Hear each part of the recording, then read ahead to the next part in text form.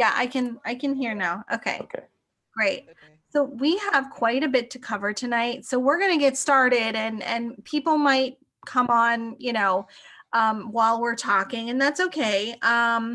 So maybe the folks that are here, it looks like everyone has a copy of their home resource guide. Thank you for picking those up at the library or asking for copies of those if you, got them direct mail to us. Inside your guide, you're going to have an agenda.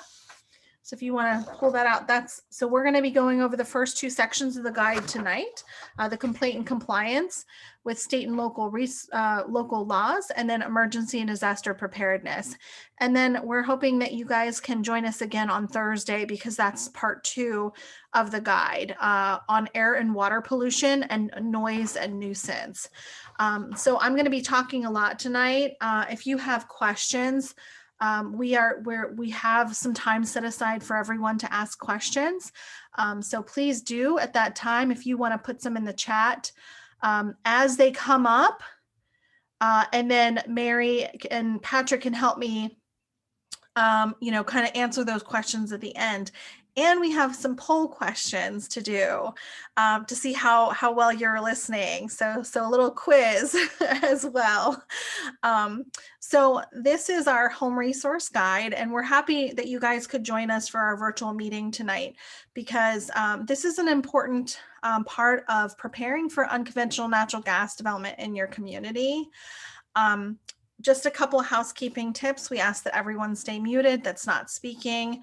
We have a lot of material to cover. So like I said, put your questions in the chat. And at the end of each section, we're actually going to take a little break to go over those questions and address those. If it's something that I can address right away and I see your question, I will try to do that, but it's hard to do all of those things at once while I'm trying to present my screen as well. We will have some interactive elements, like I said, some quizzes and things to go along the way. We're going to be going over this again at the end, but we also, in your packet in the front, is a survey. Please don't forget to do your survey at the end of the series after Thursday. We would really appreciate that.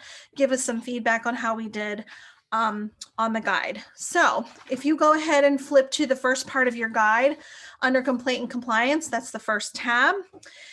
And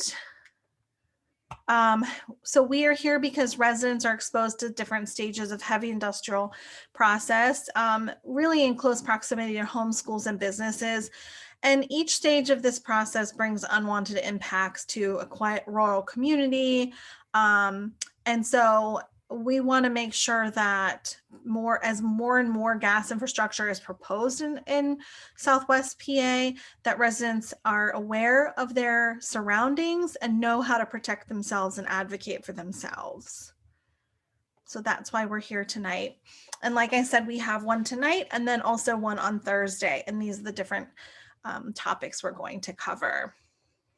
All right. So does everybody know what fracking is? Does anybody not know what fracking is?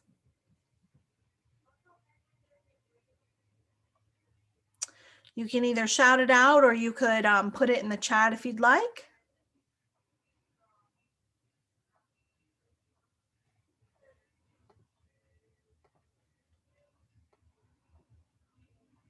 Okay.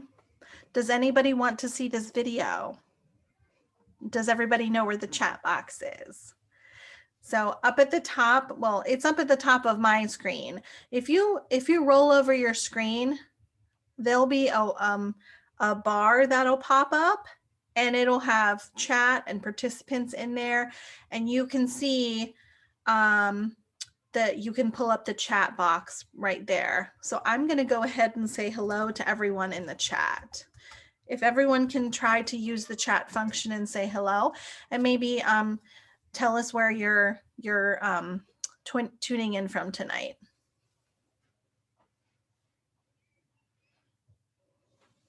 All right, there's Monica. Hi, Monica.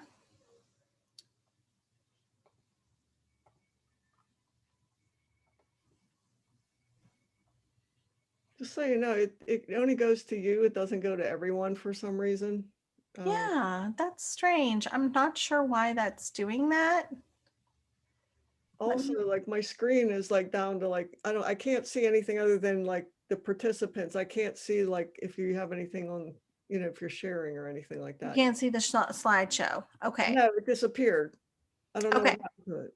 All right. So what you might want to do is go to do you see a toolbar or our faces or anything? Can you look at that and Yeah, see if the only thing it lets me do is change the view of either of the speaker or like how many how many views I see of the people, and it's just okay. in a strip.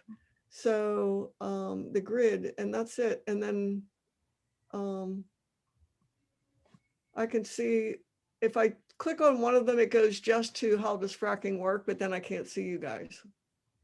Okay. Okay. Are you on a phone? No, I'm on my computer. You're on your computer. Okay. So you might want to close out the boxes with the participants and just try to look at the slides. Are you able to do that? Let me.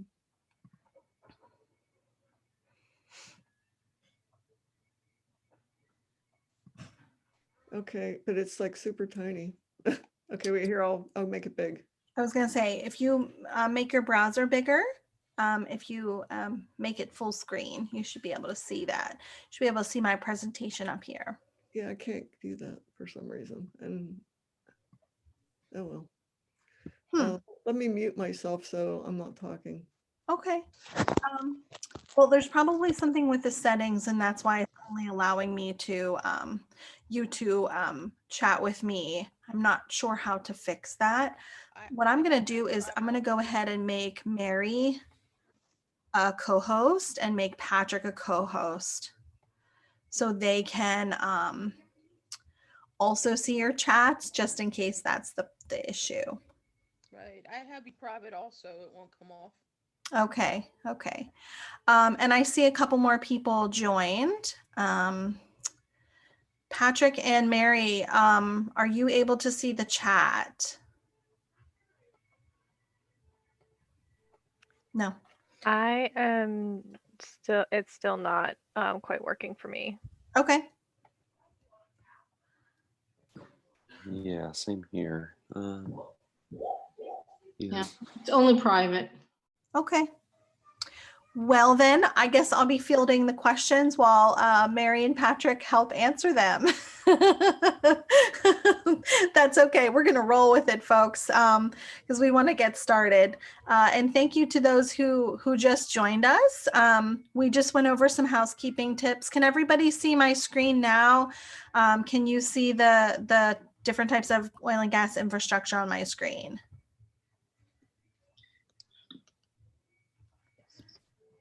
Okay.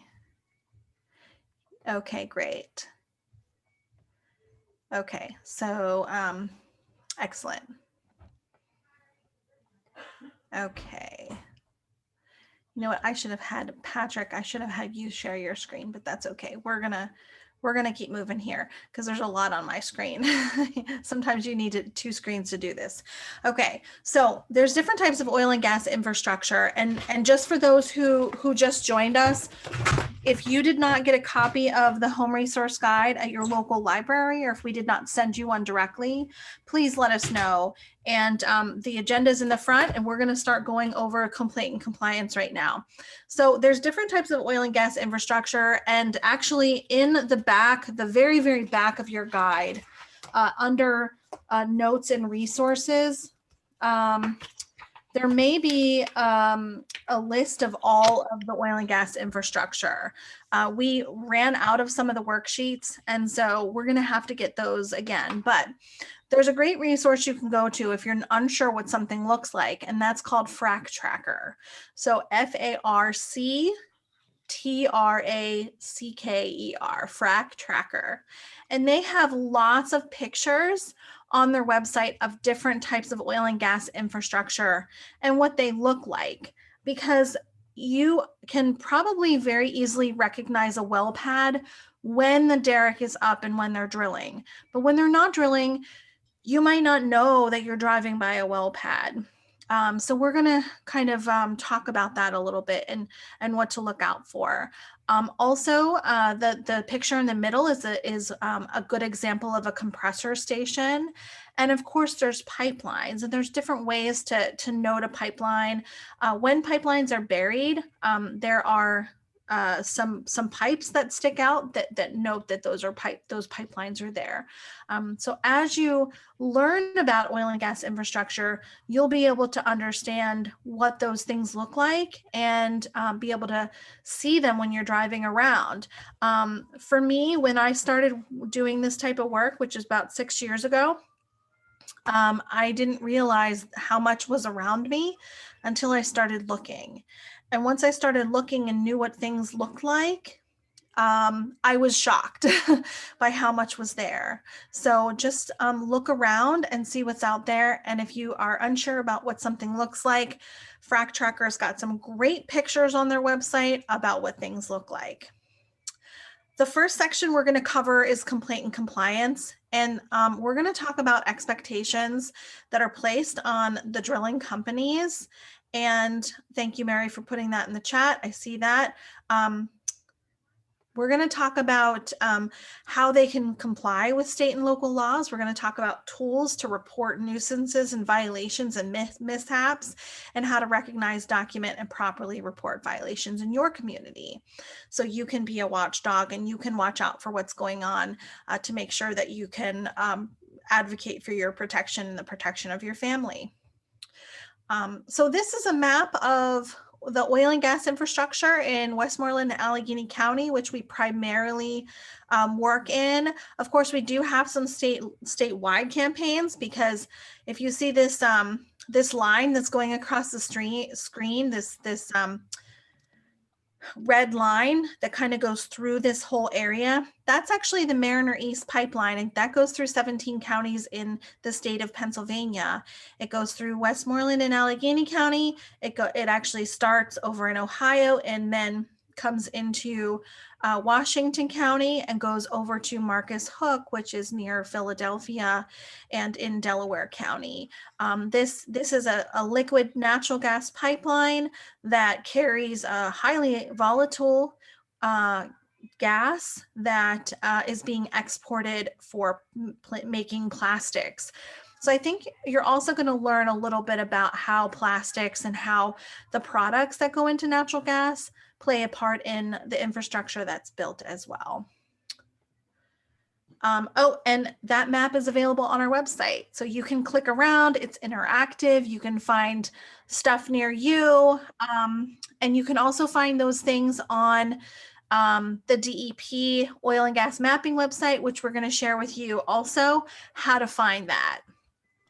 Okay, so we're going to start with state and local regulations and laws, and we are just going to go straight through this guide. Okay, so straight through the home resource guide.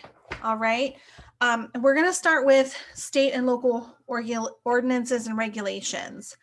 There are specific air and water quality laws that regulate at the federal level what oil and gas producers can do in Pennsylvania. While these are federal laws, they're actually overseen by the DEP. So think of it this way. Think about the laws that we have on the books are actually made by legislators, the people that are elected officials, but it's enforced a lot of times by the police, right? So the DEP is kind of like the police in this scenario, where they're the ones that are meant to enforce the law. They're the ones that are meant to inspect well pads and go out and make sure that people are doing everything that they're supposed to be doing. So the laws that they're looking at are the Clean Water Act and the Clean Air Act primarily. There's also elements that you can incorporate in your local ordinance as well. Things like adequate setbacks around schools and other public gathering places, strong setbacks in residential areas, and you know, because people live in homes and they go to school, and sometimes there's oil and gas infrastructure around both of those locations where we have our most vulnerable populations. The elderly and children are our most vulnerable populations to protect in our communities. We also have lot size restrictions that can be placed on oil and gas at the local level, and different types of development infrastructure restrictions on gas infrastructure in industrial zones only, because this is a heavy industrial process, as you'll get to learn about as we move along. And then also things like requiring environmental assessments, requiring monitoring for air and water and noise pollution, and really just things that a local ordinance can include that will improve residents and the way that they are going to be living around oil and gas infrastructure. So in your packet, we're talking about zoning and ordinances. And that's the first part of the packet here. One of your homework assignments, which we'll get to in a minute, will have to do with zoning and ordinances. And these are homework assignments that are just really meant to allow you to understand and find the information that you need. And there's some great tools online to help you do that. So under zoning and ordinances, these are protective ordinances that are crucial for protecting residents, especially our most vulnerable populations, like I said. And informing yourself about the local ordinances will help you advocate for these protections. Residents have the right as local residents in a community to help craft those laws, to help craft those ordinances. So you can participate in that process. This is a really important thing to be able to do. So the first thing is to find out what ordinances are available or are governing oil and gas in your community. And so you can do that with a couple different tools. Frac Tracker, and here's Frac Tracker again, and Mountain Watershed Association partnered to create a zoning ordinance search tool. So you can actually search for your zoning ordinance online. And so this is going to be part of your homework.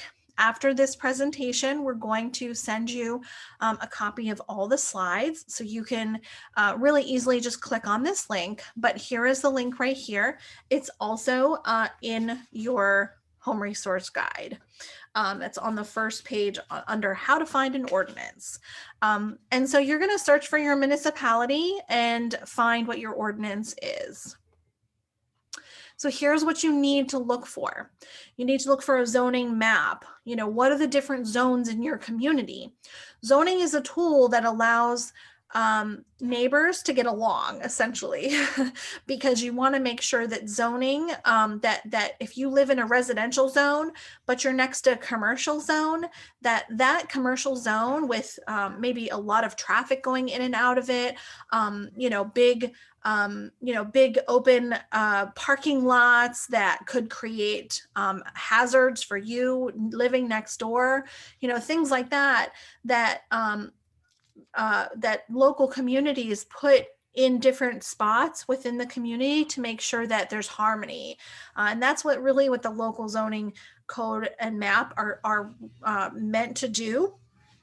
And there's an example of our map in Penn Township in the guide, so you can see what you're looking for and what it kind of looks like.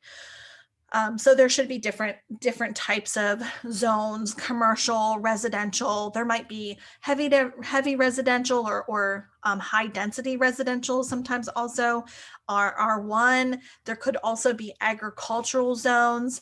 And so those are the things you want to look for to see where you're located and what zone you're in. The latest oil and gas ordinance is another thing you want to look up. And you want to search for keywords, which you can do online. You can search for keywords that take you and direct you to other types of ordinances for related gas infrastructure, such as injection wells. You can look up your noise ordinance portion of your municipal code. You can also look up things like hazardous materials. What does the ordinance say that addresses hazardous materials and pipelines? And if there's not something in your local code that addresses something that's on this list, that would be a good signal for you to start looking into how you can advocate to make sure that these types of things are addressed in your local ordinance. Because a lot of times if it's not addressed, it's called a right by use, or it's able to just go in wherever, whenever. And so this type of ordinance gives control to the local folks to say, hey, well, wait a minute, maybe we don't want this here. And maybe we want to put restrictions on hazardous materials. So search for those things. And if you can't find them and you want help finding or crafting ordinances or updating ordinances, we can help with that too. And there are other organizations we can connect you with as well.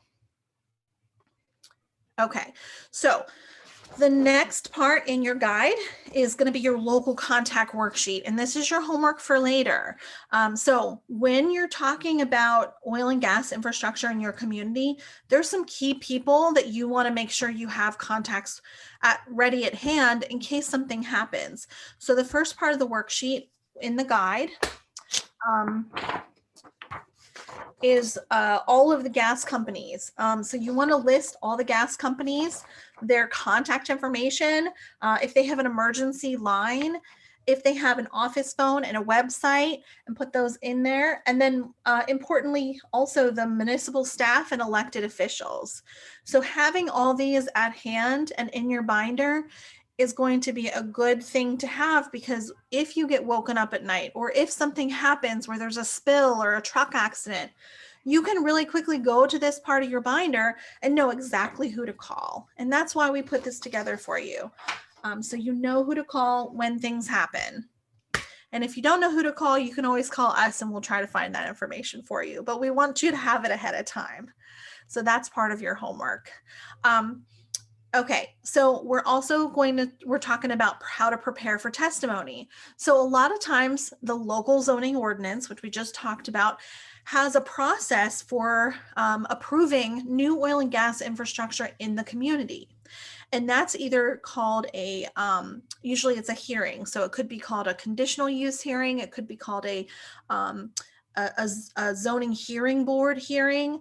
But these hearings are local hearings that you have an opportunity to participate in and to testify or to prepare testimony for, to ensure that there are certain things that are being looked at in your community. And again, if you need extra help with that, that's where we can step in and mentor you through that process with our mentorship program. And so I have a little video that we did a couple of years ago. It's right here on YouTube. Here's the link for it. And again, we're going to give you the slides, so you don't have to write it down right now.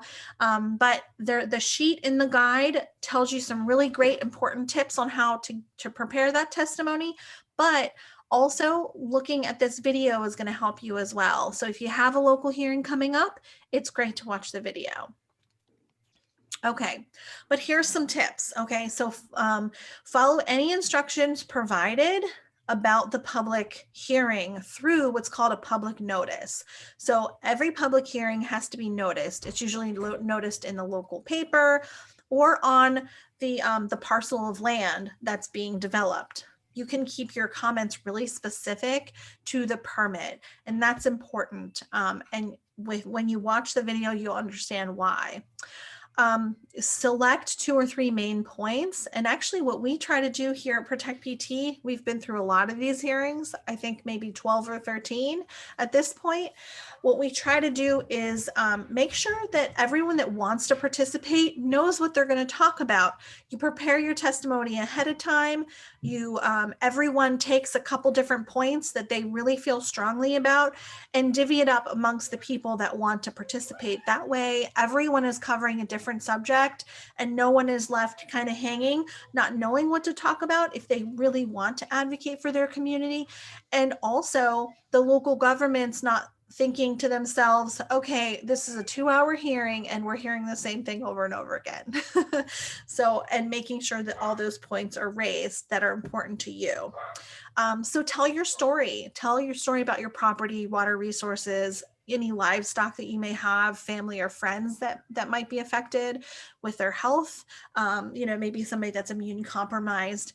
And so here's just some simple tips that you can read about in your guide under how to prepare testimony. Okay, and I know we're going over a lot of information, but we are going to have a Q&A session afterward. And so we will go over all your questions then. You can go ahead and put them in the chat ahead of time, and we'll go over them at that time. So the next part of your guide is how to document and properly report problems. This is really important because remember I talked about the DEP being the police of the federal regulations that are meant to protect people. Well, in order to properly watch out for things that might be occurring in your community, and in order to properly document and report those to the local authorities, it's important that you know a couple things. So one, you want to know what you're documenting. So what's around you? Is there a well site around you? That's why we want to give you examples of different types of infrastructure and what they look like. Is there a pipeline around you, a compressor station? Is there an impoundment, which is basically like a big pond that they use to draw water from and put water into while they're fracking? The oil and gas operators for one fracking well can use 10 to 15 million gallons of water. So there's a lot of water that they're using, and that number is increasing as the longer laterals increase.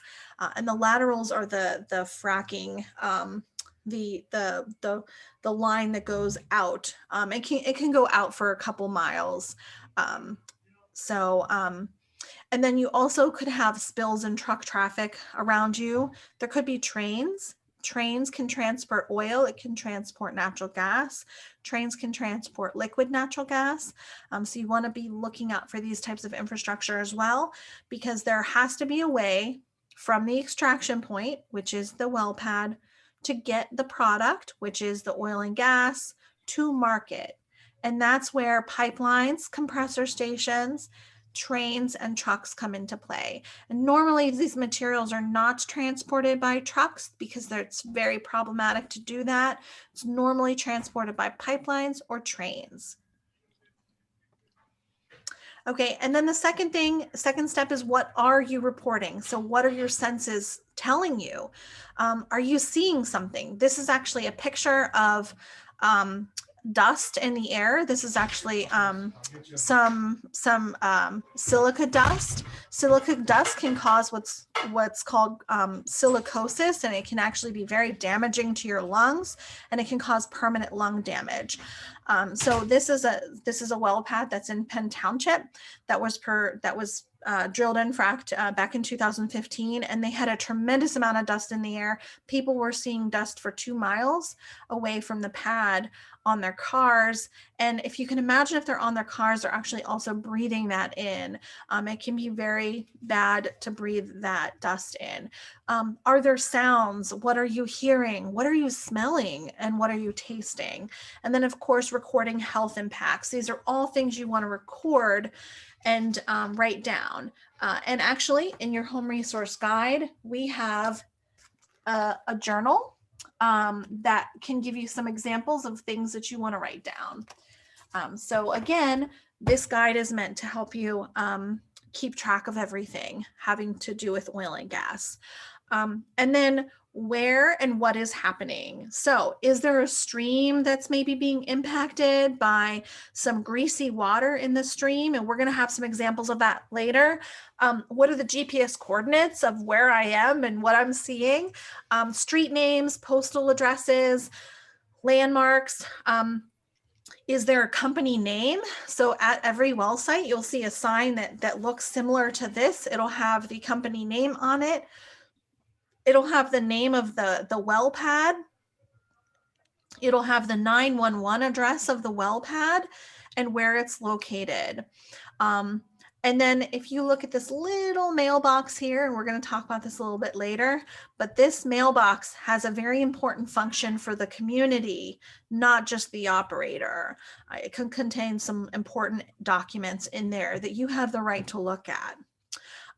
So also truck numbers. If there is a truck that you're spotting that's doing something that you don't think is right, report it and write down the truck number. And also the site number is listed here as well. And then properly document that. Take a picture. Somebody once said something on Facebook, had mentioned in a chat with us, hey, I saw someone dumping oil and gas waste in a stream. And the first thing I said was, did you take a picture? Because if you don't have proof, it didn't happen. So make sure you take a picture. If there's a loud sound or a loud boom that's happening around you and you think it might be connected with an oil and gas operation, report that sound. You want a list of witnesses. If there's some type of accident that happened, make a list of who is there witnessing it with you. Keep a journal of all these things. Make sure your photos are time-stamped. Note weather condition as well. Weather can be really important when you're talking about air pollution. We're going to talk about that next time in our second section. And then write down the date and time of everything. The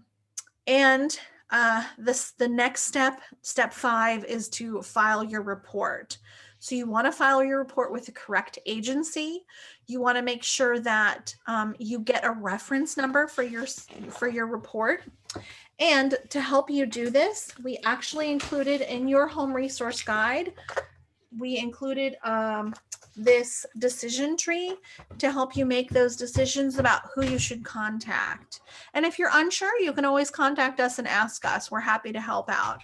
And then so it's really important that you say you're going to, that you would like to have a formal complaint, or that you'd like to report something formally and you'd like to get a reference number, because sometimes if you don't do that, then the person that's taking that complaint might forget about it and just not follow up, which is really bad, but it happens so much more than you'd think. Okay, and so then you want to follow up on your report. So let's say something happened in October, you haven't heard anything, you want to call again, reference that number and say, hey, on such and such date, I made a complaint about a truck overturning and getting, this oil and gas waste in a stream. I want to know what happened with that. So follow up and let us know about your complaint as well, because we want to know so we can help you follow up too. And then here's a great example of some of those things that we're talking about. So these are visual observations, and those are really, really important. And again, taking pictures. This is a member that took a picture. She saw that there was water running off of a well pad near her home, and she wanted to document it. So she took a picture because she knew what to look for. And we're going to talk about what to look for in a couple minutes. There could be things like gas migration or leakages, spills and discharges, and pipelines are also very important to look for. So in this picture, we have water down here, and we've got these things right here, these little lumps. Those are actually parts of what are called filter socks. Filter socks are part of an erosion and sedimentation plan that an oil and gas company is supposed to execute properly in order to prevent this from happening. And you can see these filter socks are broken. They're not supposed to look like this. And this is why this complaint was actually brought to the attention of the DEP. And the DEP is actually still trying to go after the oil and gas operator in this case for discharging water, because what happens, this water along the road will eventually get into a creek or stream. Okay, so I want to know if anyone can put in the chat what they see in this picture. So do you see something that doesn't look right in this picture that you'd like to discuss or that you'd like to point out?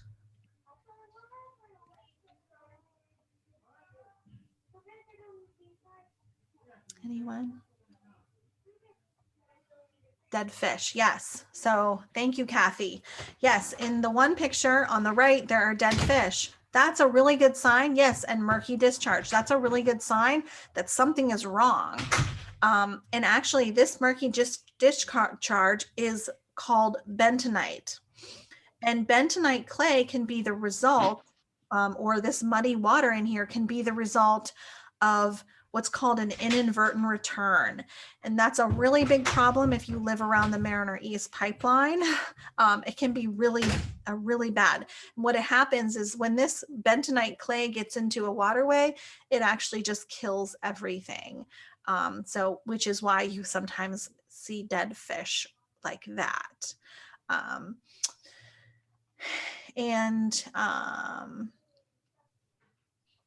Yep, I'm seeing some comments here as well. Okay, so what about the picture on the left? What do you think is going on with the picture on the left? Anybody?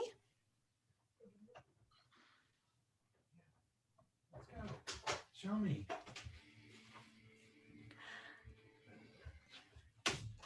That I think those are my kids and my husband making all that noise. I apologize. You've seen this. Okay. So this is actually sand that was dropped on the road and made a really big mess. And so this sand was coming from what's called a sandbox, and it's actually a big box of sand on a truck, and that truck discharged the sand. This sand is used in the fracking process, and this is a violation to the Department of Environmental Protection because they're not allowed to do that. This discharge on the right, this is actually, and you'll find this even along other types of development. So if there's a housing development, these are all these are all offenses to the Clean Streams Law and should be reported to the DEP.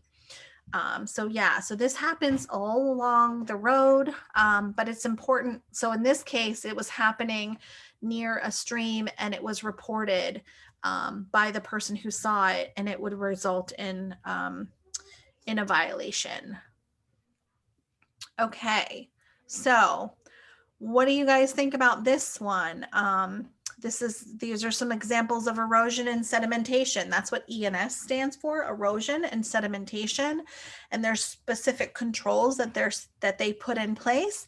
And in these cases, they have failed. So what do you think is going on here? Does anybody want to put it in the chat or on the right-hand side?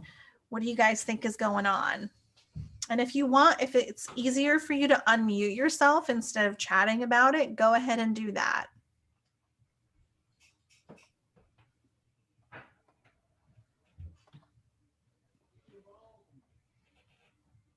Anybody have any idea of what's going on in these examples? Obviously, they're not holding back the erosion because it's on both sides of it. That's exactly right. They're not holding back the erosion. The whole purpose of this fence, and so this fence you'll often see around construction sites, it's supposed to be dug into the ground enough that it prevents water and silt and sediment from crossing over that fence. So this is not properly utilized. And on the other side, whoop, let me go back. Sorry. On the other side, again, that filter sock, while it's not in disrepair like that first photo, it is definitely not doing the job because there should not be sediment and erosion on both sides of this sock. This sock, the filter sock, is full of hay and straw that's supposed to filter out a lot of that sediment. And so water can pass through, but not all the mud. And that's simply not happening in this picture. Okay, how about this picture? Anybody know what's going on here? Anybody see this before?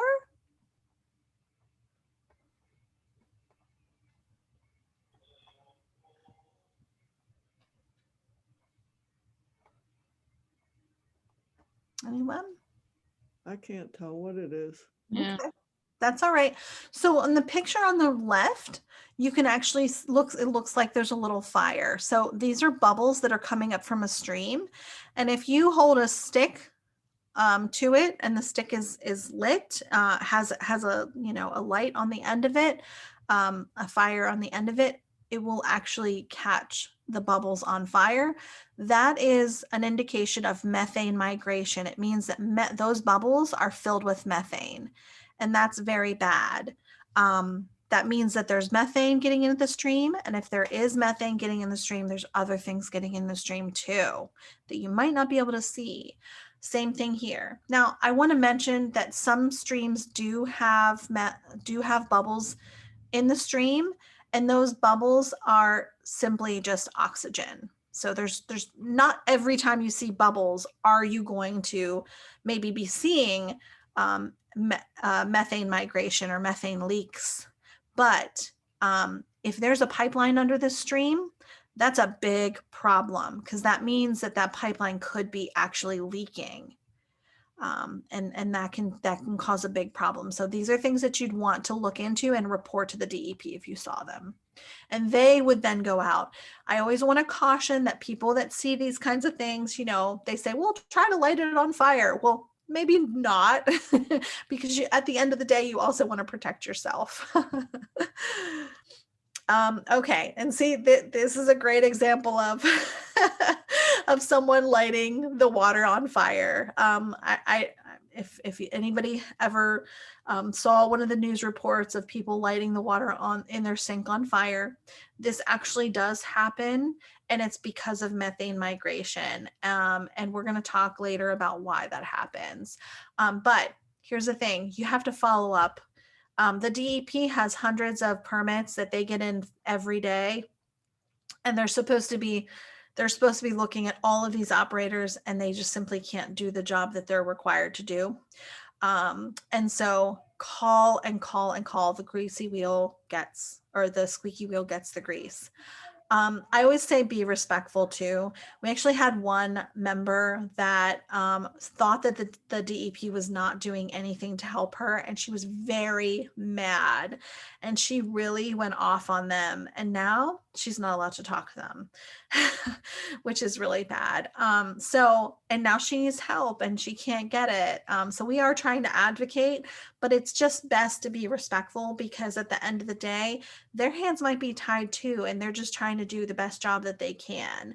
And also follow up by email. So get the contact information of the person you talk to. That's super important, because if you get their contact information, then you know who to talk to follow up. You know who, get their email and get their phone number, because it might be easier for them to send you an email than a phone number.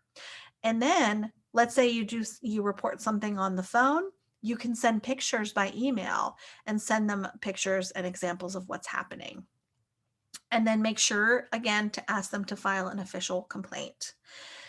And get to know the people at the DEP, because if you complain about something and it's really a legitimate complaint, then they are going to be very happy about that, because then they're going to be able to go out and inspect the site. And you want to get to know that person, because when it's time to follow up and try to find out what's going on, you may need to talk to them again and again. And that's the one picture where the filter socket was broken. It took multiple calls with the inspector to get some type of result, and it actually took several years. In fact, it's still under investigation. Took several years to get that site under control, which, that's a whole nother ball of wax I don't want to get into today. But there is a great website, the oil and gas mapping website, where you can find infrastructure near you. And so check out this website, go on there, find out what's near you. And one thing that's really cool is coming soon, early next year, we're actually going to have a mobile app. So all the stuff I talked about 1 through 5, you can do on our mobile app. And then we can help you follow up, and you can do it from your computer. So if you don't have a smartphone, no worries. You can still do it from your computer, from your desktop. But if you do have a smartphone, it's great to just be able to take a picture with your smartphone, and then you'll actually just be able to send it to us and report it right then and there. And then we can help you follow up. Okay. Our next section of our guide is actually how to navigate state and local government. Um, I would like to see if Patrick wants to take over some of this because he has been doing a lot of this lately. So Patrick, I'm trying to move right along here to make sure we have enough time. But if you want to start working on some of this and talk to folks, I can take a little bit of break talking and I'll chime in a little later. How's that sound? Yeah, that sounds great. So yeah, moving, just kind of glossing over this in a very general kind of way. As citizens and residents in Pennsylvania, you have a right to request public documents from county government, from the DEP, from all sorts of places, and from local municipalities and counties. So you have that right, and so and that's under the right to know law. And so there are specific forms that you can go out to county government websites. Typically have them. Sometimes local municipality websites have them, and then the DEP, the Pennsylvania Department of Environmental Protection website, has a specific right to know page on it. And so you can, and Jillian is doing a good job showing where that is in our guide. And I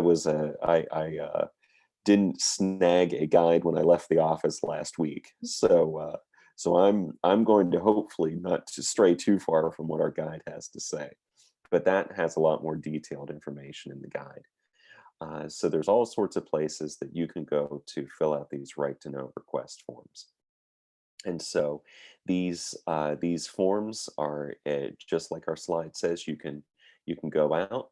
You can typically you can email or mail through the post office. Those right to know forms, and they'll tell you right where to mail those and email those. Sometimes there's an online submission form. Like the PA Department of Environmental Protection. So once you submit a right to know request, and these you must be very specific in what you're asking for.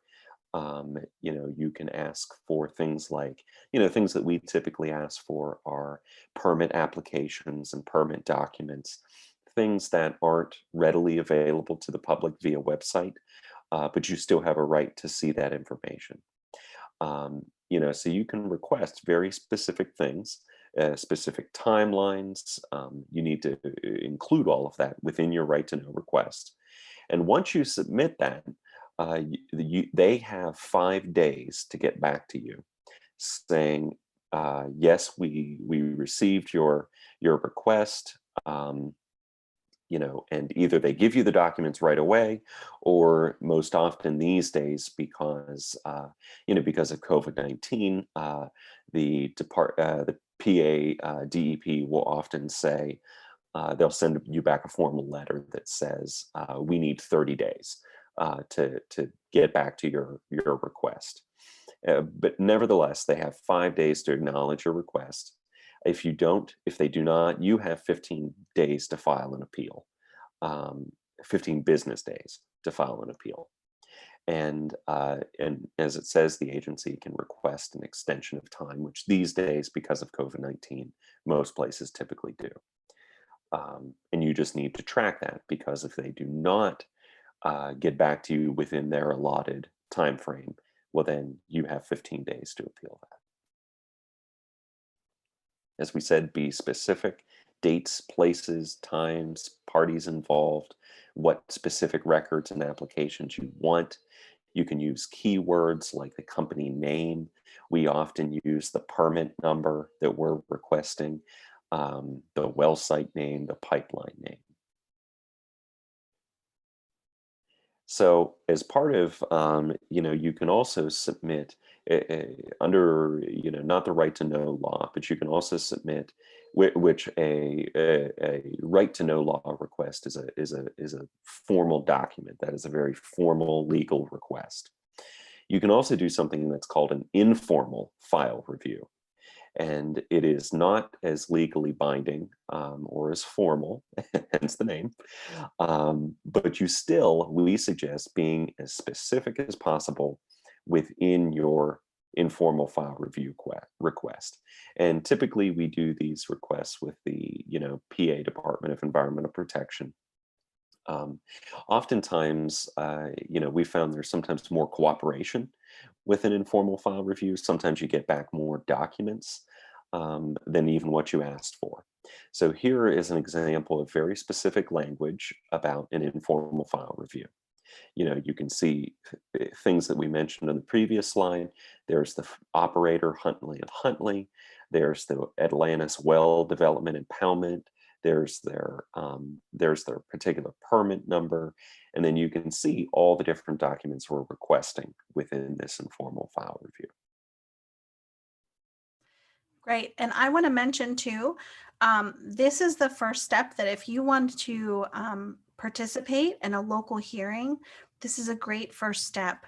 So you want to get all of the records for the development that's pertaining to the hearing, and then you can go and look through those records. And it can be daunting looking through all that stuff and thinking, well, what does all this mean? But something really small and that you might think, oh, maybe that is insignificant, could be really significant. And let me give you an example. So we looked at this particular file when we got this impoundment file back. We saw that they were asking for it's a giant pond is what it is. And that's what's going to hold their water. And we saw that what they were asking for was to basically try to skirt the regulations. So anything over, I believe, it's been a while since I've looked at this subject, but I believe anything over 28 feet had to have a dam permit. And so what they were doing is they actually just took down by a couple inches, they took down the side of the pond so they didn't have to get a dam permit, because a dam permit would require much more oversight than what they wanted. They don't want the DEP on the site inspecting what they're doing. They want to be able to do what they want to do and be left alone. So we saw this and thought, well, it's just a couple inches, but maybe it's important. And so we wrote to the DEP and said, we think this is important because if this dam were to break or if this pond were to fail, then these people that live around this would be looking at a major incident. Their homes would be there'd be a lot of property damage. There'd be flooding in the homes and in the fields. So we, question it. And it might have seemed, insignificant at the time, but just that little review of the file, we could see that there was something wrong there. And we brought it to the attention of the authorities and they were able to address it. So, getting these files, you don't have to be, an expert to go over these things. Sometimes they cut and paste information. And so you'll find wrong information on a file. I've seen that time and time again. They have the wrong permit number. They have the wrong the wrong name of the site. They'll have the wrong Latin long. So all these sites have latitude and longitude coordinates. They'll have the wrong one. And so if the DEP proves that and if they put the infrastructure in the wrong place, that's a big problem. So things like this that might seem insignificant. There was one permit that Huntley and Huntley, the same operator, requested. And there was acid producing rock on site because there was some strip mining that had been there in the past. And they said when they fill out their application, there's like a checklist of yes and no questions. We know that the answer to that was yes, and they put no. So then we could go back to the DEP and say, hey, they lied on this application. What else are they lying about? You need to look over this a little bit better. So these documents can really help you find out those details. Okay. And then this is something that we're going to probably be going through very soon here. Is an appeal to a state, to an agency who does not give you what you're asking for. So like Patrick was saying, you have a right to these documents by law, and these are all public records. And if you don't get what you request, then you can go and appeal that. And that's why it's important to keep all this documented on a calendar. When you make your request, mark down when you made your request, mark down when they have to respond to you by within that 5 days. And then also, if they ask for a 30-day extension, which most likely they will do, then after that, you can mark on there when the 30 days is up. Because if they don't get back to you, which has happened a lot to us, then you only have 15 business days to appeal. That's not a lot of time. So you want to get on it, and just keep a calendar and write everything down. Okay, so some best practices that we have. We make a copy of all of our requests and keep a PDF copy of all those requests. So we make sure we know what they are. So when we get our documents back, sometimes it's been a month since we requested it. You forget what you requested. So keep a record of that. Mark due dates on a calendar, like I said, know your next steps, and also be courteous, because sometimes local governments actually have to be educated about the law, because they're not, maybe they've never had a request like this before. So sometimes, if they're like, well, we don't know if we can find that. Well, you're required by law to find that and give that to us. That's your job. Okay, and then here's our decision tree. So this has a lot of the local contacts that are in your guide. There's a bunch of people you can contact based on what the problem is. And this helps you learn how to get there and who to contact. So you can use this if you're not sure. And if you still don't know and you're just really not sure who to contact, you can always contact us and we'll help you out. Okay. So there's also in the guide, there's a list of some environmental and health resources, which can be really important. There are state resources, local resources, and then also resources to help you build your skills.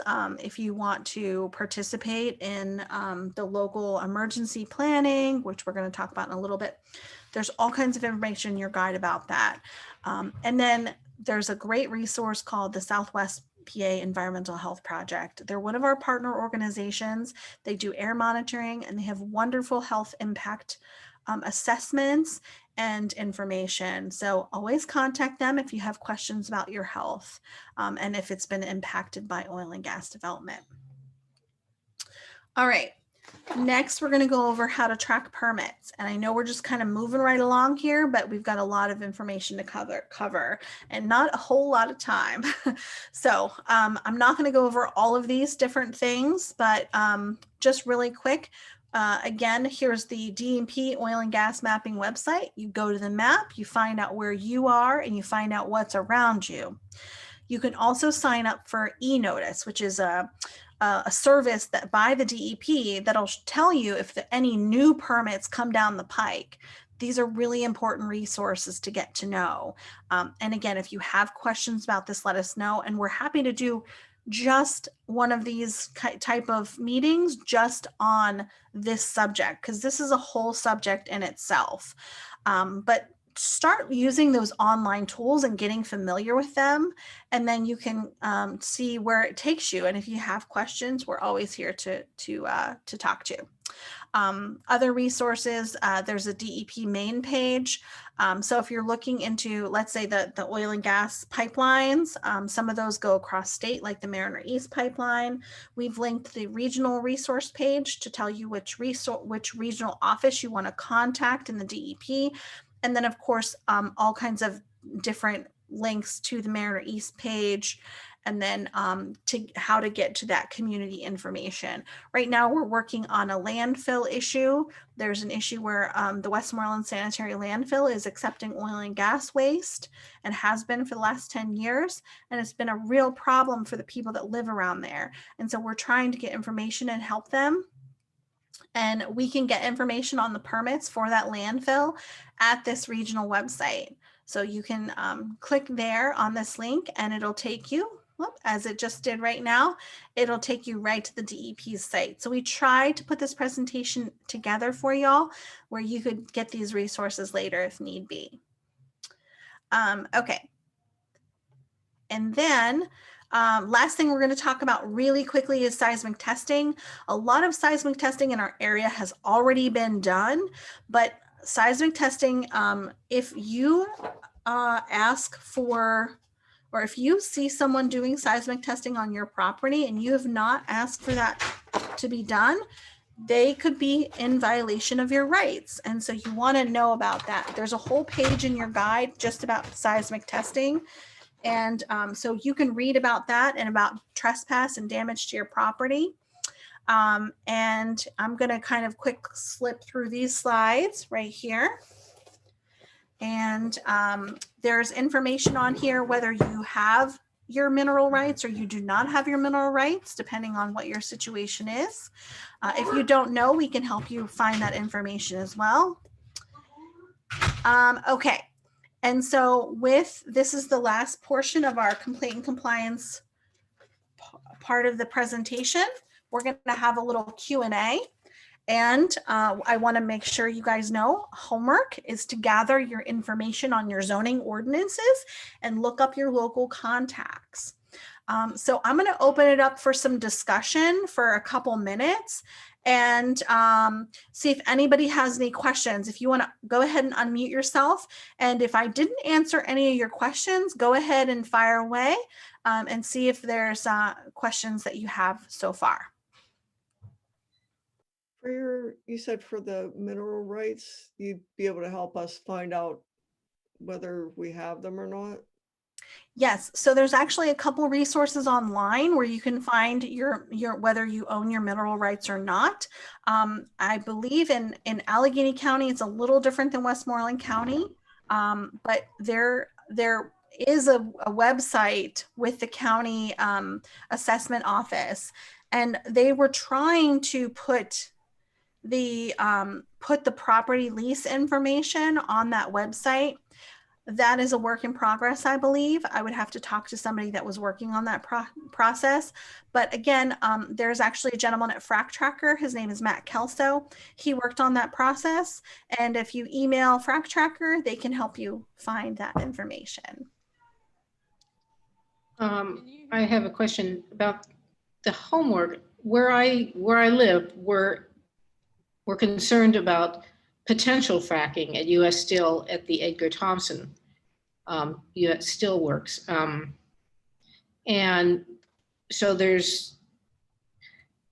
when I'm supposed to look for my local officials, is that where my officials in East Pittsburgh Borough or in Braddock, where the U.S. Steel is?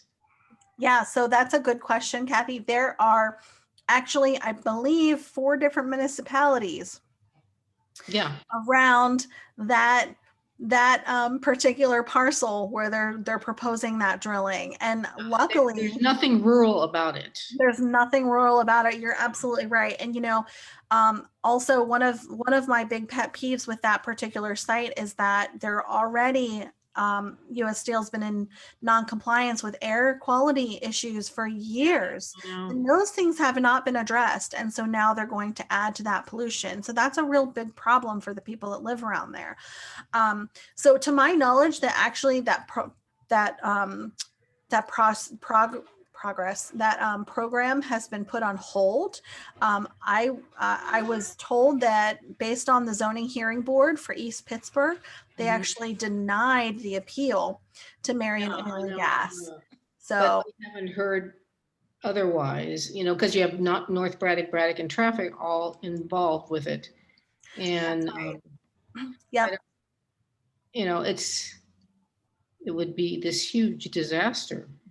So what you could do to try to advocate for your rights would be to look up on the website of each of those municipalities, look up when their local meetings are, and start going to local meetings. You could also sometimes look up their meeting minutes online, and you can search for keywords in their meeting minutes. I Yeah. actually did this with the landfill in Ross Driver. I looked up their meeting minutes and I looked for hazardous waste, and I was able to see in their meeting minutes how many times they talked about hazardous waste, and I was able to go back and look at those records because those are public records. If they're not available online, you can always do a right to know request to get those records to find out what the process is or where they currently are in the process of either approving or denying those permits.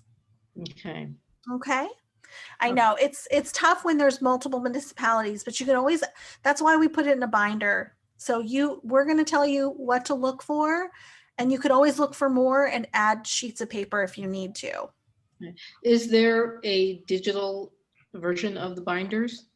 There's not a digital version. A lot of the worksheets are on our website as well, but they're not compiled like this. And if you need more binders, we have more. There's actually some at the Braddock Library right now that I'm sure have gone unclaimed. Yeah, I was there. You had boxes of them. Yes, yes. So we tried to make sure everyone had access to them. Okay. Does anyone else have a question that hasn't gone yet? Yeah, can you hear me okay? I can. All right, excellent. We live right over an old mining town, or an old mine. And matter of fact, the houses here were built by the mining company, and the mining company is long since defunct, maybe between 50, 60, 70 years. And I haven't been able to find any current information on who actually owns the mineral rights under where they're planning on fracking here in West Deer, or even under the houses. I do know that right next they are actually using some kind of a water. They're treating the water coming out of the mine. It's an environmental organization, but I think it's actually connected to the person who owns the property that's being leased. So I was trying to find out, like, I don't think anybody here actually owns the mineral rights. Um, Yeah. Yeah, that and so in developments, what happens is the farmer will sell to a real estate developer. He'll either sell everything, sell the rights to the land and the rights to the minerals. And a lot of times what we see is the developer will either retain those rights or the farmer will retain those rights. right, the And split so estate. that's what you Yeah. have, a split estate. That's But right. I'm wondering, I guess my question, I should be more specific. Are Mhm. they able to do this without anything being on record, anybody owning these rights? I mean, is it possible somewhere along the way that, like, I wanted to find out who actually does own those rights back there, because I don't know who does, So if the mine's no longer in existence. yeah, so you guys are in Allegheny County, Right. and so what I would do again is go to the county website. One thing you can do is look up your parcel number, and Yes, then I've done that. okay, in Westmoreland County there is a recorder of deeds website, and you can actually look up the UPI number and look up all miscellaneous documents associated with that UPI parcel number, and that UPI will tell you the list leases, and that Okay, UPI stands for what, please? unit parcel identification or Oh, universal parcel identification, UPI. And every parcel in the United States has a UPI number, and that is what is identified in those maps to pay your taxes, as well as to any deeds that are under that particular UPI will be found on the deeds. recorder of deeds. It's kind of like a Carfax then for Mhm. the what's Yeah. underneath this, huh? Okay, and the other thing was how are they able to call fracking light industrial when it seems so uh, noisy and aggressive? That's a good question. They're really not. It's been proven that it's a heavy industrial process. Many people have testified in court before, and actually, I believe it was the Supreme Court of Pennsylvania a few years ago noted that it's a heavy industrial operation, but that still does not keep municipalities and keep the oil and gas industry from trying to put heavy industrial processes in residential and rural communities, unfortunately. And there's something called the MPC, the Municipal Planning Code, and that is what is allowing people these operators in Pennsylvania to go ahead and develop in communities. That municipal planning code gives operators the right to do that. So if you want to look up the municipal planning code, it has a lot of useful information. It is long, so maybe again, look up, search some keywords and things like that. Thank you. Sure. All right, so we're going to move on. If anyone else has any questions at the end, we can always go back. And again, if there are things or parts of this that you want a little bit more information about, we're happy to come back to the table and do a separate meeting on a specific subject, and maybe even bring in other experts if needed to help us navigate that system. So Mary, do you think you could start this part of the presentation? Sure. Okay, thank you. Yeah, so we're now going to talk a bit about emergency and disaster preparedness. So with all of these types of developments, there are different instances that you need to be prepared for. And so these are just some tips that will help you be prepared for some examples would be if, truck accidents happen, especially if they're carrying, transporting toxic chemicals or something. There are definitely different steps to take to try to protect yourself in that kind of situation, or chemical spills are other things that can happen, gas leaks, dust-filled air. We had an incident a few years ago. Actually, one of the pictures earlier was dust on the road. And that, I believe, came from an incident related to a well site called Quest, where they ended up having sand that was spewing into the air, and there were cars pretty far away that the next day were covered in dust. They just had major issues. And so that's a major pollution incident. There could also be explosions or fires. This picture that's actually on the screen right now is from an incident that happened in Salem Township. There was a pipeline explosion, and actually a man was very severely burned from that incident. And so also there could be pipeline leaks. That's another thing, and that can lead to explosions or other incidents. If you want to go ahead to the next slide.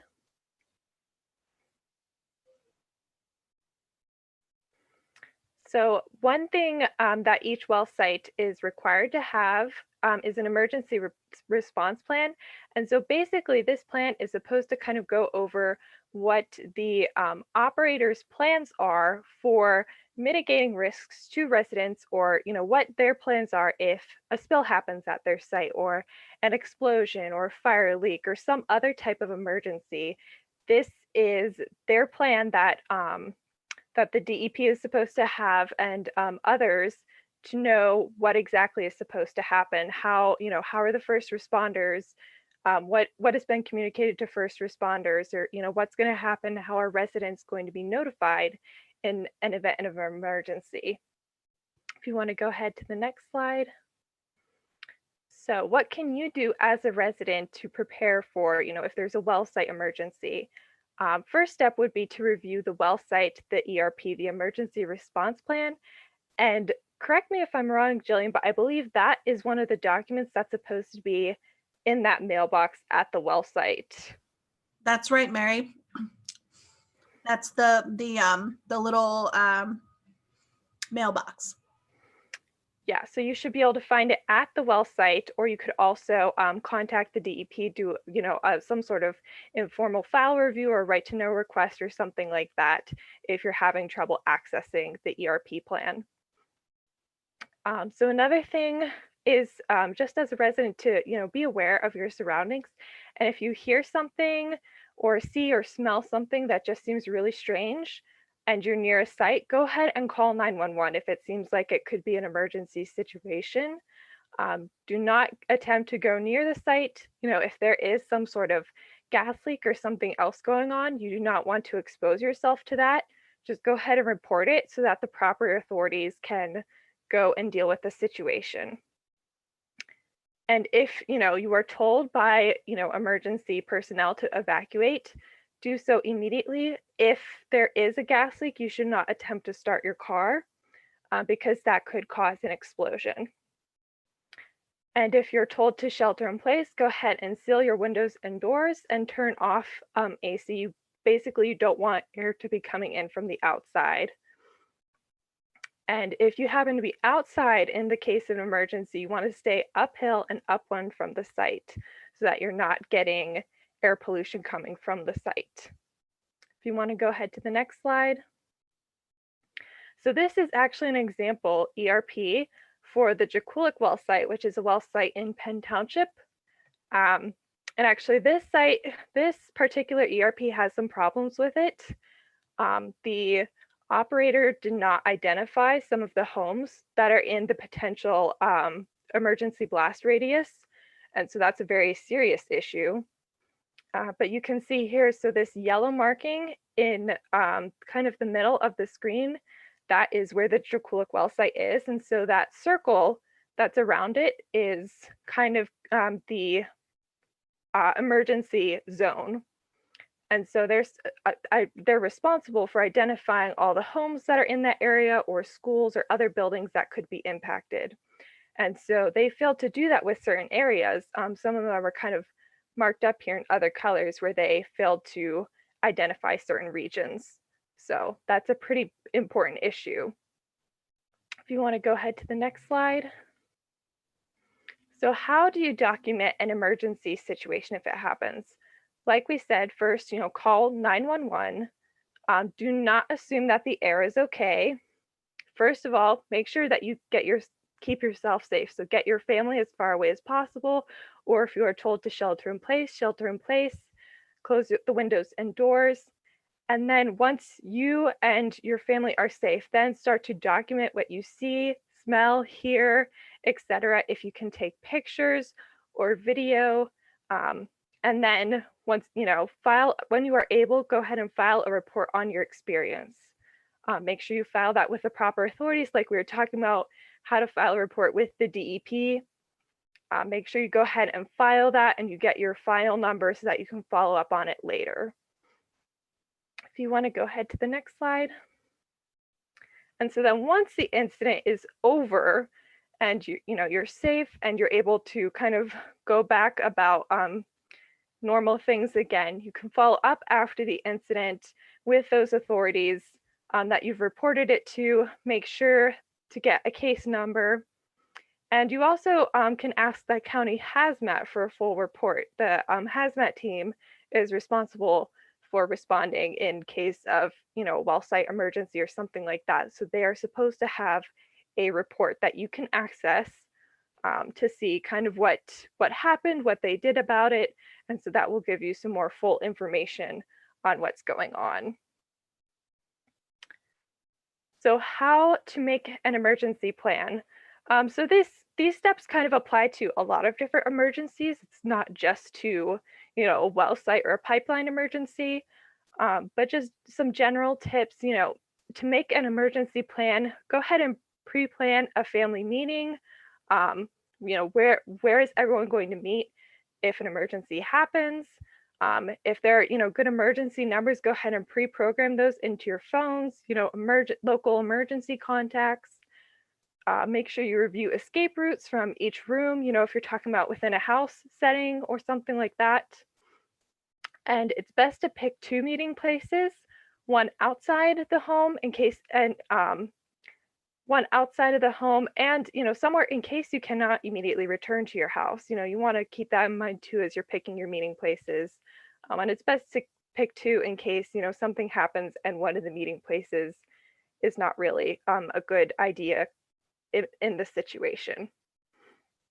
And if you have children or pets, you want to make sure you identify who is responsible for them. And so Jillian is going to, it looks like Jillian's holding up her book. So in the middle of your book, there are some sheets that have some extra information on this, some worksheets that you can fill out with your family plan, and some other tips in there as well. And so this next slide is showing two different kits you can have. So there's a home emergency kit and a vehicle emergency kit. And so the vehicle emergency kit is just something that you can put together and put in your car in case you're out somewhere and you encounter, an emergency situation that you can't return home. And so both of these kits can be really helpful just to make sure that you have certain things on hand so that you're prepared if something happens. If you want to go ahead to the next slide. Yep. So what to do after an incident happens. So if you are out somewhere and you are told that you can return home, you can go ahead and return home. You want to make sure that after the incident is over that you ventilate your house, especially if you've just had the doors and windows sealed and everything. Go ahead and air it out. And also follow any decontamination instructions given from local authorities. You just want to make sure you follow those procedures that they give you to make sure that your home is safe. And if there are any contaminated clothing or shoes or other items, you want to go ahead and seal those up to be taken care of and to properly dispose of contaminated items. And if any of you have some sort of medical incident in response to this emergency, you want to make sure you get that taken care of by medical personnel. Sorry, Mary, I flipped to the next screen prematurely. I want to mention too, we've got some great resources from the state in here. That's what that green book is. And so take a look at that. And the next part, thank you so much, Mary, for helping. I was able to eat a little bit of a snack in between there. And so one thing you want to make sure is that that your first responders are trained, and we're going to talk about how to know who those first responders are. That's going to be another part of your homework, but you could ask for an on-site tour of the drilling facility before the drilling starts. Perhaps the company may grant that. In some instances they have in the past. You can also ask to be a part of the tabletop discussions. So those tabletop discussions are all of the training and preparation that the first responders get. And then we're review the PPC plan. We're going to talk about that next and talk about more really specifics of the PPC plan. But remember how Mary was talking about that mailbox? So your ERP plan should be in the mailbox as well as the PPC plan. And I've also been told the erosion and sedimentation plan. So those plans should be in that mailbox, and that mailbox should be accessible to anyone that wants to go onto the site or visit the site to look at these plans. You can also make sure that your local hazmat team here in Westmoreland County, we have a Westmoreland County hazmat coordinator, that they are properly trained in hazardous materials, which often they are because that's their job to coordinate those. And you'll want to learn who those individuals are. And then the fire department's role. So in the case of a fire leak, a gas leak, a spill or explosion, the fire is contained around the well pad. And that when Mary was talking about the evacuation, that radius that was on the map, that's typically a ½ mile. And the well pad that the ERP that we showed you is actually a ½ mile, less than a ½ mile from my house. So that is a well pad that is near my home. And those homes that are not on that ERP plan are my neighbors. So to me, it's pretty important that that ERP plan gets fixed, because those are my neighbors and my friends and my kids' friends that could be missed if a well pad disaster happens. So make sure that you know what the role of the fire department is, because really their role is to just get you out and make sure that you are safe and make sure that they are safe. So their role is to really oversee the general public. The gas company's role is to hire, to handle the fire on site.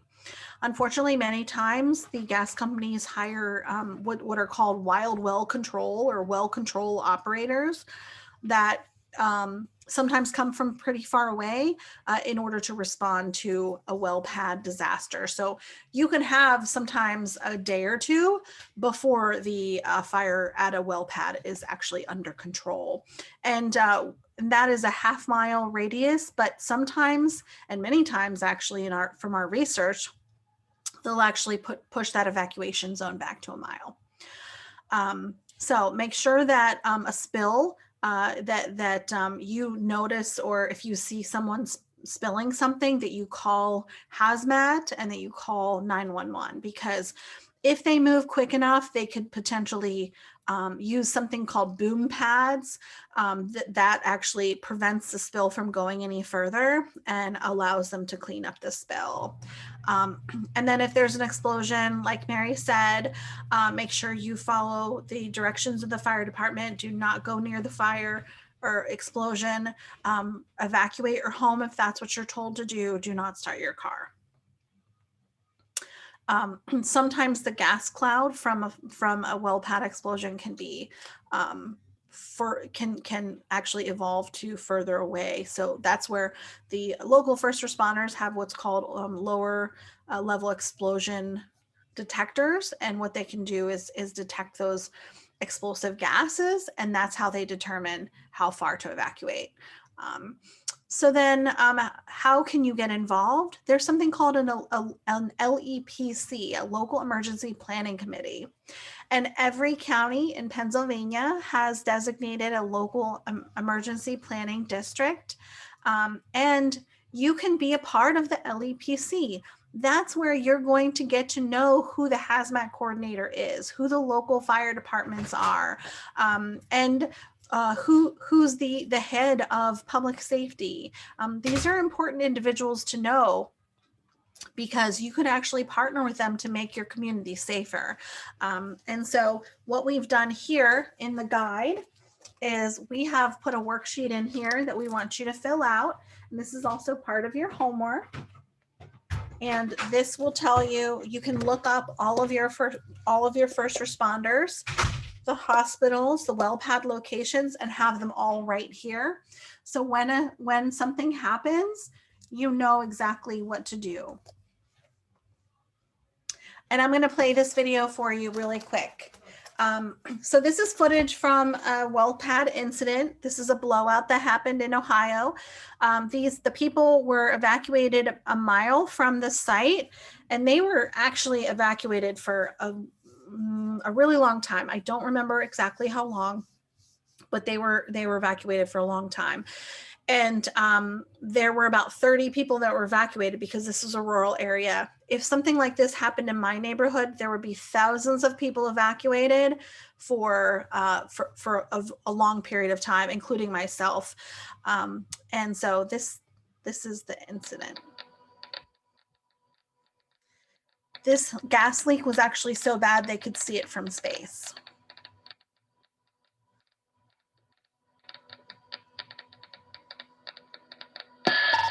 Helicopter 2 to unit 1031.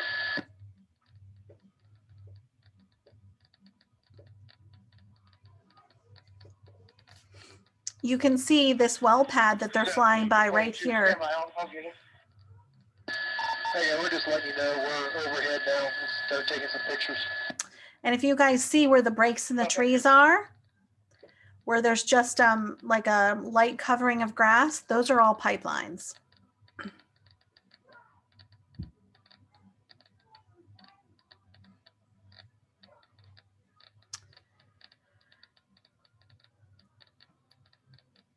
So this air would be considered very toxic to breathe.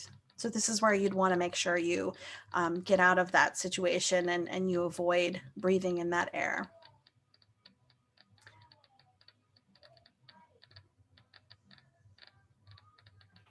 And you can see all the equipment that was damaged by the explosion. This is what a typical well pad will look like. 1031, you have traffic? Right, off the plane. What my number? All right. So we have some homework for you. We want you to look to see who the 5 closest companies are to where you live. Because when a well pad fire happens, they're not going to just call one company. It's going to be a very large undertaking.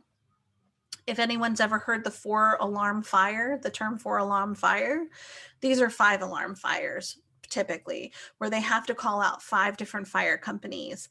And it's not based on the municipality. It's not based on the county. It's based on who can get there the quickest. And a lot of times those are the 5 closest companies to where you live. So you want to look up who those people are and get familiarize yourself with who is working at those different locations. Maybe how many firefighters they have on site, how much training those firefighters have had. You know, a lot of times these are volunteer positions. So you just want to talk with them and find out what kind of training they've had and what they know about the oil and gas infrastructure near you, because they actually might not know as much as you have. You know, as much information as you have gathered through right to know requests, through looking through the permits, you might actually have information to share with them about the well site, including the ERP, because until we shared the ERPs with local first responders, they had not seen them yet for the locations near us. And then what is your local hospital information and your contact for your LEPC? These are all really important contacts to put in your guide. All right, so the next part of the guide that we're going to talk about, we're going to skip ahead. You know, we have this ready PA stuff, this green material in here, and that's great. We're going to, that's stuff for you to look at and fill out at home. But we're going to go to DEP spill response and requirements and hazardous materials incidents. That these are materials from the DEP that you can take a look at from your guide.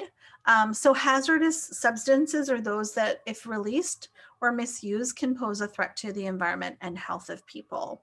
And these are transported daily on our roads, railroads, waterways, and pipelines. And an emergency can happen anywhere at any time. So you have to be prepared. So hazardous materials, what to do. So you can listen to your local radio or TV. My husband actually has an app on his phone that you can download that is the scanner for the, and you can find your local fire department scanner on there. So you can sometimes, you know, hear what's going on. You would want to avoid contact and call 911. Like Mary was saying, if outside, stay uphill and upwind. Do not try to inhale or try to get away from any dirty air. A lot of times hazardous chemicals, you might not be able to see if there's a hazardous chemical in the air, but you might be able to smell it. So if you smell something, and let me give you a tip. Not all smells are bad smells with some of these chemicals. Some of these chemicals actually have a sweet smell. So that's also something you want to be careful and watch out for, because a sweet smell could also be an indication of a hazardous chemical. And in general, you want to go about a half mile away. If in a vehicle, stop and seek shelter. If told to evacuate, do so immediately. Close your windows, vents, dampers, AC, seal your windows and doors. Very similar to an incident at a well pad. Okay, and so what is a PPC plan? Preparedness, prevention, and contingency plan is what it stands for. And the purpose is to reduce potential impacts of spills, releases, and accidents and other emergencies to public health, occupational safety, and environment. An operator must identify all potential substances and wastes, solids and liquids that will be used or generated on site. And like I said, this PPC plan can be actually found in that mailbox as well. Immediate response planned so pollution doesn't reach the waters of the Commonwealth. And as you saw in many of those pictures that we showed in the first section, this actually happens quite a bit. And it's not supposed to happen because the federal law, the Clean Streams Law, oversees the directs operators to not pollute the waters of the Commonwealth. And by the waters of the Commonwealth, we mean any creek, stream, anything, any pond, any lake in the Commonwealth in the state of Pennsylvania. So you can check the PPC plan. You can see who notifies the community and how the community is notified. You can look at the material safety data sheet. This is a list of all the chemicals that could be potentially found on site. This has to be given to the DEP, and also local first responders have to be given the list of chemicals. And then what are their all on-site alternative waste disposal methods? This is one thing that we're actually looking into a lot. This is a big problem because a lot of times the PPC plan needs to be revised to cover radioactive material handling and monitoring because oil and gas waste is radioactive. So if you want to learn more about that, you can go to our YouTube channel. We actually have a couple different virtual lunch hours in our YouTube channel where we talk about radioactive waste and how it's a big problem in oil and gas development. So if the plan fails, you want to make sure that you can report it, so you can review it and know what to look for, and it has to be updated. So this tells you when it's updated, and if the DEP changes regulations, they're required to change their PPC plan, and any changes in facility operation. There also has to be coordinate changes. So if they build the pad in the wrong place, they have to put that on their PPC plan. All this stuff, when you get your file from your file review, this should all be accurate. If it's not accurate, this is a way for you to step in and say, hey, this pad is maybe located in the wrong place or needs to be changed.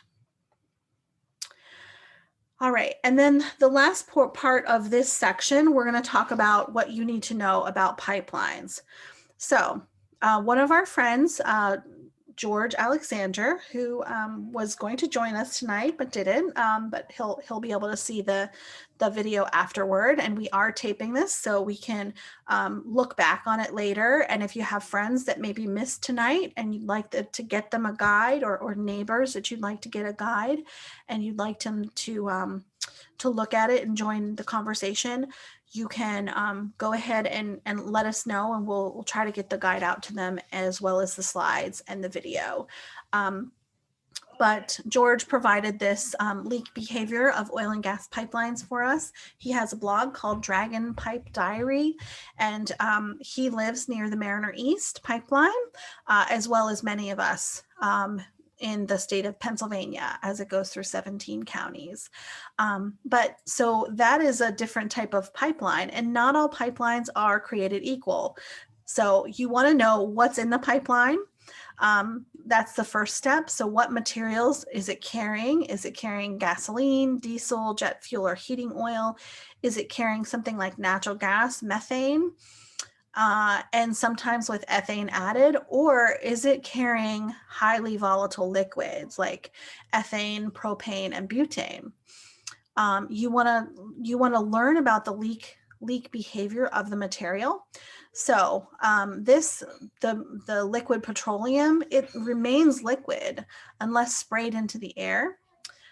Natural gas rapidly rises and disperses, but highly volatile liquids form heavier than air, low-lying flammable vapor clouds.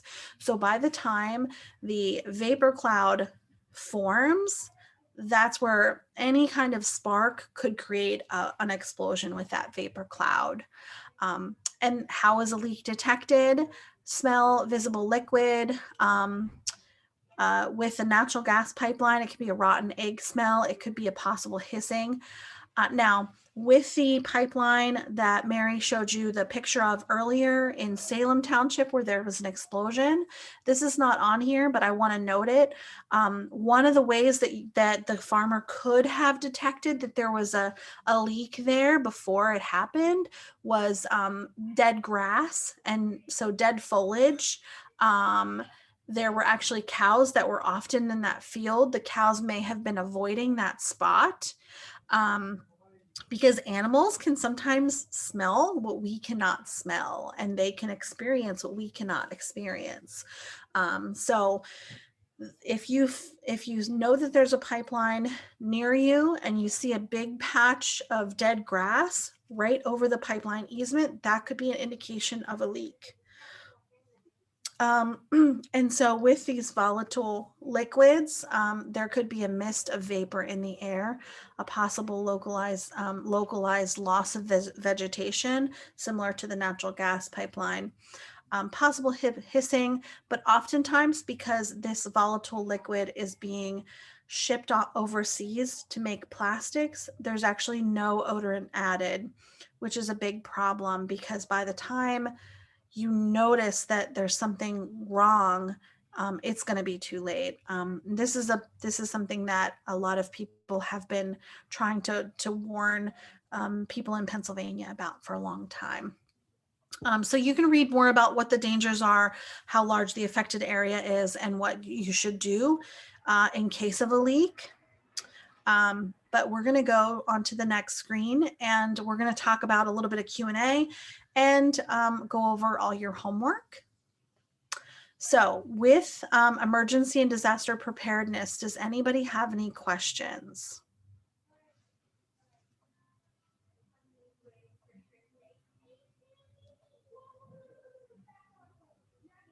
No? All right. Well, I guess we did an okay job. Rachel, go ahead. We were talking about not starting a vehicle because of the potential sparks from the vapor clouds. Have you had any information on people who've had to evacuate, how they do that, how they get out of the area without their vehicles? Yeah, so that is a point of contention with these ERP plans, because the plan is supposed to provide for that information. Many times it would be first responders that would be aiding individuals that in that process. So most likely first responders would come by house and ask residents to evacuate. That's how you'd be notified that there's an evacuation. They are not going to notify you by siren or anything like that. They're going to go door knocking to make sure everyone gets out. One thing that I have pointed out that is a real problem in my neighborhood in particular is we have several elderly people that live around here. And so, and when my kids were younger, when we moved here, my kids were 4 and 6. And I thought, I'm not going to want to drag my kids through the woods to evacuate my home in the middle of the night, which is why we're fighting so hard to try to stop this well pad near me. So it's a big problem. Anyone else have any questions or comments?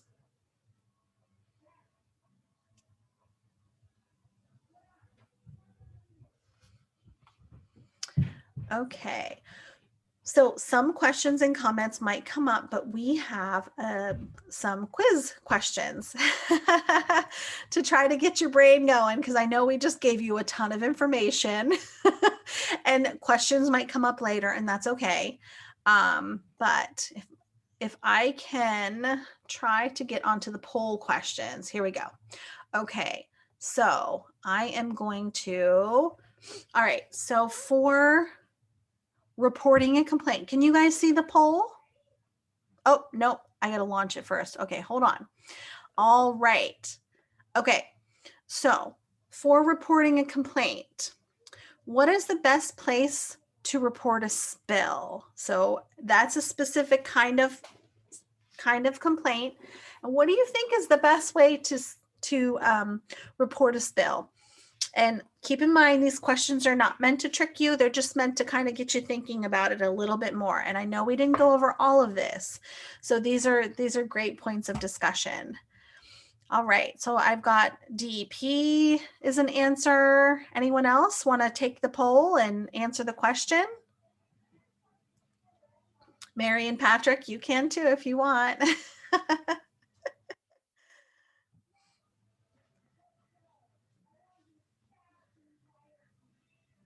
Anyone else? All right, we've got some Fish and Boat Commission.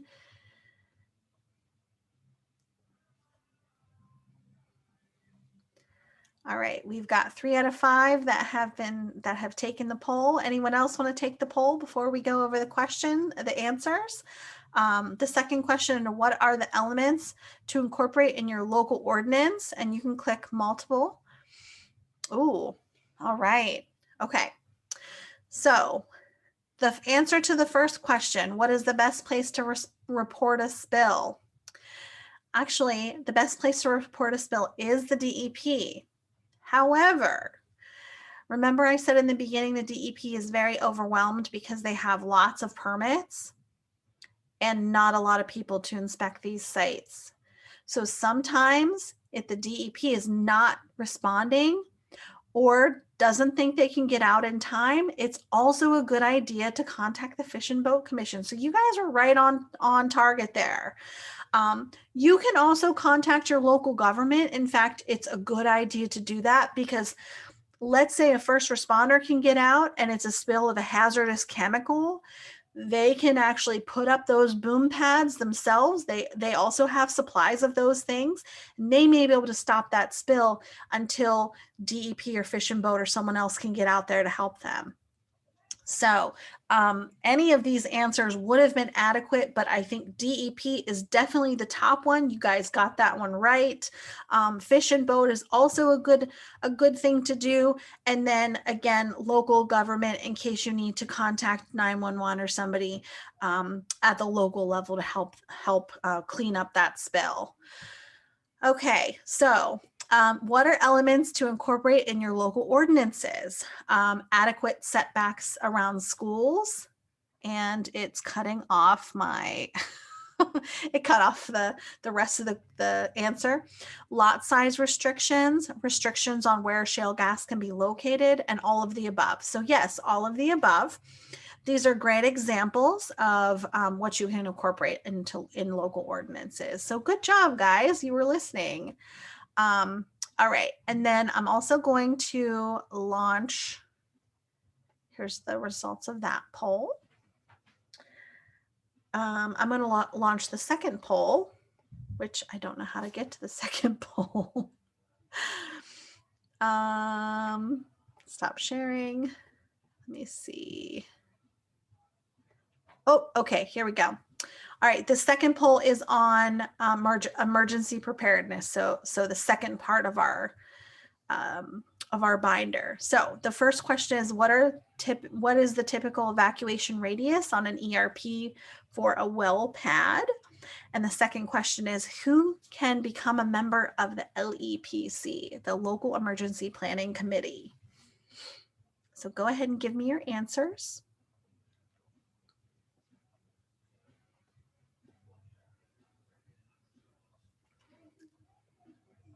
All right. 2 out of 5. Anybody else want to participate?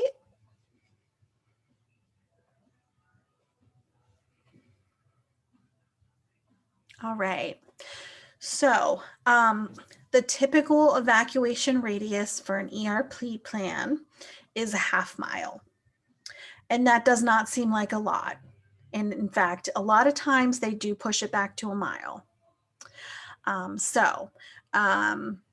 then who can become a member of the LEPC? Local officials, police and fire, health professionals, community groups, and all of the above. If you picked all of the above, you were correct. Or if you picked all of those things, you're correct. So any of those people can be a part of the LEPC. So you yourself could go and ask to become a member of the LEPC, or you can sit in on meetings. And sometimes if you sit in on meetings, you'll learn about some of the incidents that have happened recently. And then if you wanted to know more and they didn't discuss that at the meeting, you can always do a right to know request and request those public documents. And just another little quiz, because we're almost at our time for tonight, where it's actually almost 8:30. We went over a lot of information. Does anybody know how long they have until they should appeal a right to know request? Anybody want to take that one? 15 days. 15 days. That's right. You have 15 days to appeal. Good job. Okay. So don't forget to join us Thursday. We've got our contact information in here. So if anybody needs to contact us, please do. We're going to, you can take the survey after Thursday if you're going to be here Thursday. If you can't make it Thursday for some reason, please take it now. But there's also a paper copy in the front of your binder, and we've given you a return envelope. So if you prefer to take the paper copy and make comments, please do, and you can return it to us. And we'll see you guys back here Thursday. Thank you so much for your participation. And I know it's a lot of information. This is our first time actually doing it virtually. Normally we do this on a Saturday and a whole day workshop, and we provide lunch. So we would much rather like to do that than do it on an evening. But because of COVID, we can't do that. So we really appreciate you all joining us, and I hope you learned a lot, and we'll see you again on Thursday. All right. Thank you for your time. Have a great night, guys. Thank you so much. Thank you, everyone. Thank you. Bye.